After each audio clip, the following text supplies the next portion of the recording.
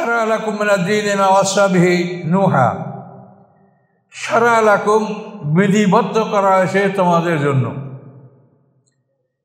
বিধান করা হয়েছে তোমাদের জন্য আইন কানুন। কোন আইন কানুনগুলি?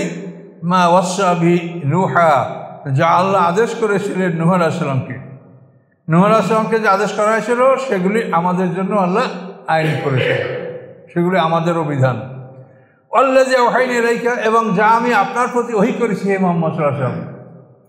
তা নূহ আলাইহিস সালামকে আমি যে আদেশ দিয়েছি এবং আপনার কাছে যে ওহী করেছি, এগুলি সব আমি আপনার জন্য, আপনার জাতির জন্য আমি এটা আইন করেছি। আমা ওয়াসাইনা ইব্রাহিম মূসা ঈসা, এবং আমি যা আদেশ করেছি ইব্রাহিম আলাইহিস সালামকে, মূসা আলাইহিস সালামকে, ঈসা আলাইহিস সালামকে, তাদেরকে যে আদেশ করেছি সেগুলিও আমি আপনার জন্য, আপনার জাতির জন্য আমি আইনে পরিণত করেছি। পরিষ্কার করার কথা, যেটা যেটা প্রয়োজন আল্লাহ মনে করছেন সেটা বাছাই করে ওখান থেকে নিয়ে আমাদের আইন করেছেন, আমাদের জন্য পূর্ণাঙ্গ শরিয়ত তৈরি করেছেন আল্লাহ। এখন এই আইন, এই যে আইন, এই আইন এর সারমর্মটা কি? আন আকিমুদ্দিন আল্লাহ তাতাফাররাকু ফীহি, এর সারমর্ম হলো তোমরা সবাই মিলে আল্লাহর এই দিনকে প্রতিষ্ঠা করো, যে দিনটি আমি নূহ আলাইহিস সালাম থেকে নিয়েছি, এই মুহাম্মদ সাল্লাম আপনার প্রতি যা নাযিল তার থেকে নিয়েছি, এবং ইব্রাহিম মূসা ঈসা আলাইহিস সালামকে থেকে নিয়েছি। এই সব কিছু যে নিয়েছি, সব কিছুর ভিতর থেকে যে নিয়েছি, সেটা সারমর্ম কি? যে তোমরা আল্লাহর আইন পৃথিবীতে প্রতিষ্ঠা করো। আকিমুদ্দিন ওয়ালা তাতাফাররাকু ফীহি, এবং আইন প্রতিষ্ঠার ব্যাপারে তোমরা মতভেদ করিও না। তোমাদের আমলের মধ্যে টুকটাক মতভেদ থাকতে পারে, কিন্তু আইনের ব্যাপারে কোনো মতভেদ নাই, এবং এটার ব্যাপারে তোমরা পৃথক হয়েও না। সবাই একমত হয়ে আল্লাহর আইন কায়েম করো। আল্লাহর আইনে কোনো মতভেদ নাই। চোরের বিচার হাত কাটা। আপনার বাংলাদেশে যত দল, 100 দল, 500 দল, পৃথিবীতে যত দল থাক, সব জায়গায় এক কথা, চুরি করলে হাত কাটা, ডাকাতি করলে ডাইন হাত বাম কাটা, খুনের বিচার 100 উট 100 গরু অথবা 2000 বকরি, এইগুলির মধ্যে কোনো মতভেদ নেই। খুনের বিচার কি বা প্রত্যেকটা জেনার বিচার কি, এইগুলিতে তাওরাত ইনজিল সব আসমানি কিতাবে একই বিধান, এটার কোনো পরিবর্তন নাই।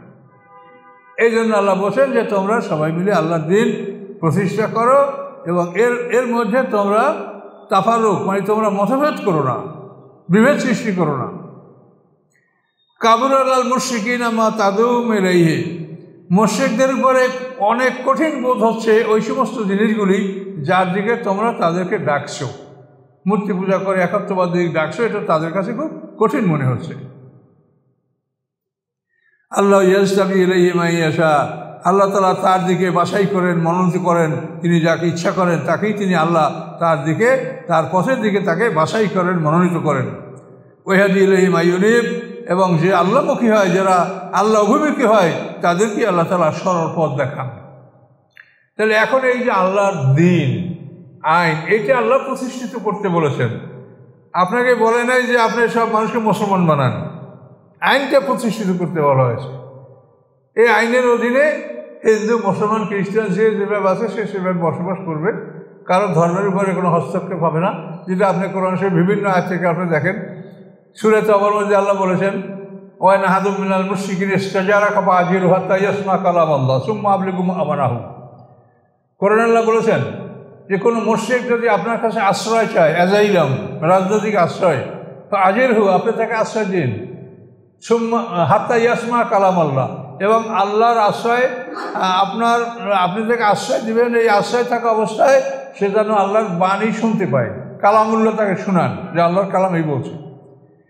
যদি মুসলমান হয় তাহলে আপনার কাছে থাকলো, আর যদি না হয় তা সুম্মা আবলিগুম আমানাহু, আপনি তাকে তার নিরাপদ স্থানে পৌঁছিয়ে দেন।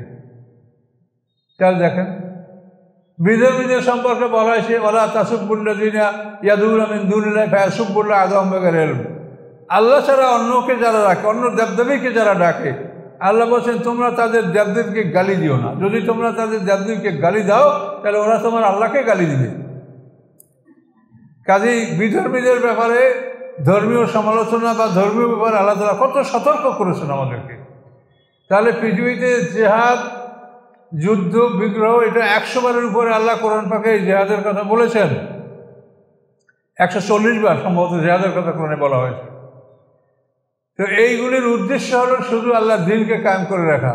এবং এখানে আল্লাহ রসুলের হাদিস আছে, আল্লাহ রসুল বলেছেন যে দ্বীন যদি সুরাইয়া সেতারার কাছেও থাকে তো মানুষ মুসলমানদের একদল সেখান থেকে আল্লাহর দ্বীনকে সংগ্রহ করে নিয়ে আসবে।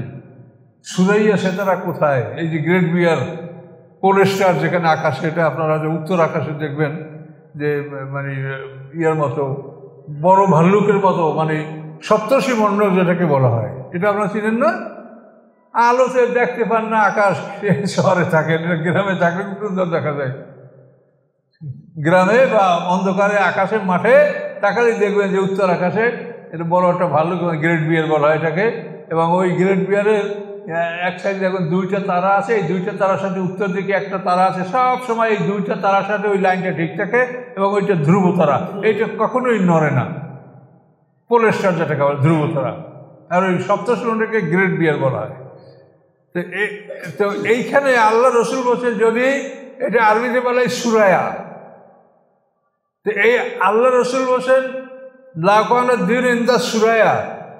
তো আল্লাহ রসুল বলছেন তারকা যদি এই সুরায়া সেরায়া তারকার কাছেও থাকে তো মোমেনদের একদল সেখান থেকে দ্বীনকে সংগ্রহ করে নিয়ে আসবে।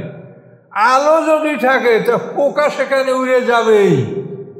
কাজেই দ্বীনের আলো তুমি জ্বালিয়ে রাখো, মোমেনরা ওখান থেকে দ্বীন দেখে নেবে যে দ্বীনটা কেমন।